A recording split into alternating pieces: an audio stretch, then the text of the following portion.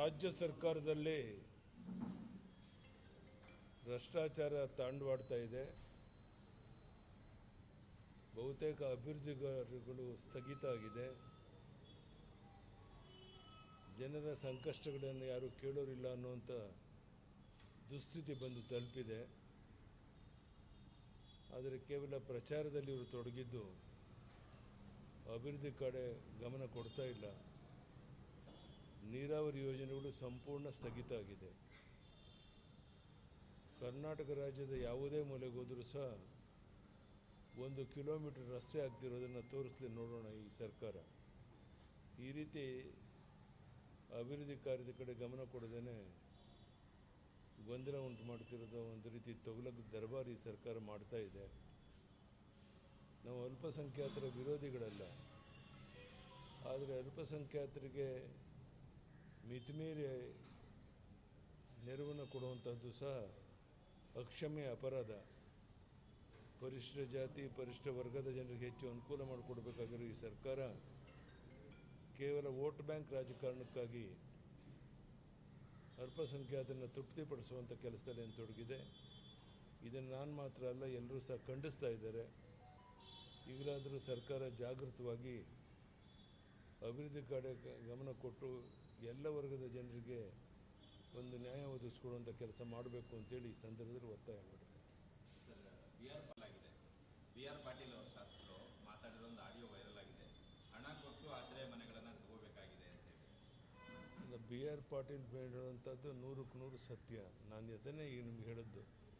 ಹಣ ಕೊಡದೆ ದುಡ್ಡು ಕೊಡದೆ ಯಾವುದೇ ಕೆಲಸ ಆಗೋದಿಲ್ಲ ಅನ್ನುವಂಥದ್ದು ಸಾಬೀತಾಗಿದೆ.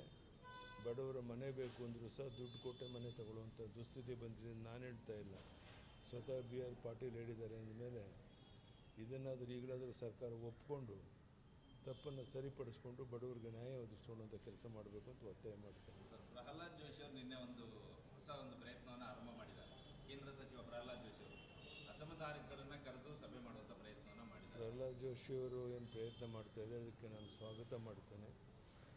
ಅಸಮಾಧಾನದಿಂದ ಯಾರೇ ಇದ್ದರೂ ಸಹ ಅವ್ರ ಜೊತೆ ಮಾತನಾಡೋಕ್ಕೆ ನಾನು ಸಿದ್ಧ ಇದ್ದೇನೆ. ನಾನು ನಿರ್ಧಾರ ಮಾಡಿದ್ದೇನೆ, ಆದಷ್ಟು ಪ್ರತಿನಿತ್ಯ ಬೆಳಗ್ಗೆ BJP ಆಫೀಸಿಗೆ ಬಂದು ಮಧ್ಯಾಹ್ನದವರೆಗೆ ಇಲ್ಲಿದ್ದು ನಂತರ ವಾರಕ್ಕೆ 1-2 ಜಿಲ್ಲೆಗಳಿಗೆ ಹೋಗಿ ಬರಬೇಕು ಅಂತ ತೀರ್ಮಾನ ಮಾಡಿದ್ದೇನೆ. ಹೀಗಾಗಿ ಎಲ್ಲ ಕಡೆ ಓಡಾಟ ಮಾಡೋದರಿಂದ ಅಲ್ಲಿಯ ನಮ್ಮ ಕಾರ್ಯಕರ್ತರ ಸಮಸ್ಯೆಗಳು ಬಗೆಹರಿಯುತ್ತೆ, ಅಭಿವೃದ್ಧಿ ಕಡೆ ಗಮನ ಕೊಟ್ಟಂಗಾಗುತ್ತೆ. ಈ ಕೆಲಸವನ್ನು ಮಾಡಬೇಕು ಅಂತ ನಿರ್ಧಾರ ಮಾಡಿದ್ದೇನೆ. ಸಾಧ್ಯವಾದಷ್ಟು ಮಟ್ಟಿಗೆ ನಾನು ಊರಲ್ಲಿದ್ದಾಗ ಪ್ರತಿನಿತ್ಯ ಬೆಳಗ್ಗೆ ಬಂದು ಮಧ್ಯಾಹ್ನದವರೆಗೆ ಇಲ್ಲಿ ಆಫೀಸಲ್ಲಿ ಇರಬೇಕು ಅಂತ ತೀರ್ಮಾನ ಮಾಡಿದ್ದೇನೆ. JDS ಈಗಾಗಲೇ ಪಕ್ಷ ಸಂಘಟನೆಗೆ ಪ್ರವಾಸ 14ನೇ ತಾರೀಕಿಂದ, BJP ಅಂತ ಪ್ರಯತ್ನ ಯಾವಾಗ? ನಾನು JDS ಓಡಾಡ್ತಿರೋದಕ್ಕೆ ಸ್ವಾಗತ ಮಾಡ್ತೇನೆ. ಈಗ BJP JDS ಬೇರೆ ಅಲ್ಲ, ನಾವೆಲ್ಲ ಒಟ್ಟಾಗಿ ಒಂದಾಗಿರುವಂಥದ್ದರಿಂದ ಈಗಾಗಲೇ 100 ಬಾರಿ ಮಾಜಿ ಪ್ರಧಾನಿ ದೇವೇಗೌಡರ ಬಗ್ಗೆ ಸ್ಪಷ್ಟ ಹೇಳಿರುವಂಥ ಪ್ರಧಾನಿ ನರೇಂದ್ರ ಮೋದಿಯವರಿಗೂ ಅವ್ರಿಗಿರುವಂಥ ನಂಬಿಕೆ ವಿಶ್ವಾಸದ ಬಗ್ಗೆ ಅವರಿಗಾಗಲೇ ವ್ಯಕ್ತಪಡಿಸಿದ್ದಾರೆ.